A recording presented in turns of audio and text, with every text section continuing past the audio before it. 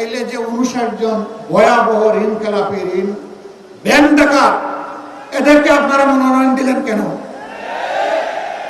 ক্ষমতায় গেলে দুর্নীতির টুটি চেপে ধরবেন, ভালো কথা। Charity always starts from home. ভালো কাজ নিজের ঘর থেকে শুরু করা লাগে। তাইলে যে 59 জন ভয়াবহ ঋণ খেলাপি ঋণ ব্যাংক ডাকাত এদেরকে আপনারা মনোনয়ন দিলেন কেন? এদেরকে বগলের নিচে আশ্রয় দিয়ে এমপি বানিয়ে আপনারা করবেন দুর্নীতি দমন। এগুলা শুনলে পেঁচায়ও হাসবে। জনগণ এগুলা বুঝে।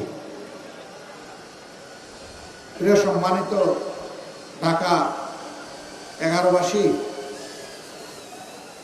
বারবার 12 তারিখ ফিরে আসবে না। 5 আগস্টের অসম্পূর্ণ কাজ সম্পন্ন করার দিন হচ্ছে আগামী 12 তারিখ। 5 আগস্ট যে আকাঙ্ক্ষা নিয়ে রক্ত দিয়েছিল আমাদের সন্তানেরা, ভাইয়েরা, বোনেরা, শিশু, বৃদ্ধ, আবাল বনিতা, ওই রক্তের ঋণ পরিশোধ করার দিন হলো 12 তারিখ।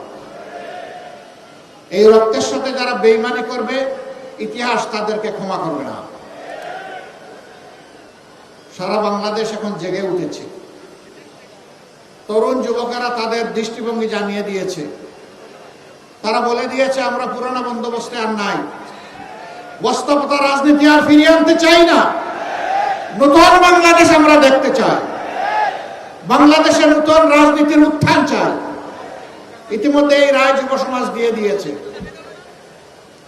এখন জনগণের দায়িত্ব, আগামী 12 তারিখ জনগণ ইনশাআল্লাহ সেই রায় দেবে।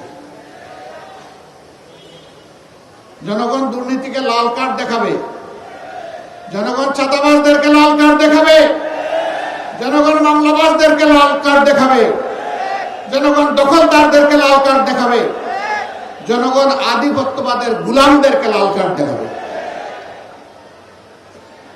আবরার ফাহাদ, আবু সাইদ, সাদি, হাদি, আমরা তোমাদের কাছে আর তোমাদের বন্ধুদের কাছে আমরা বড়ই ঋণী।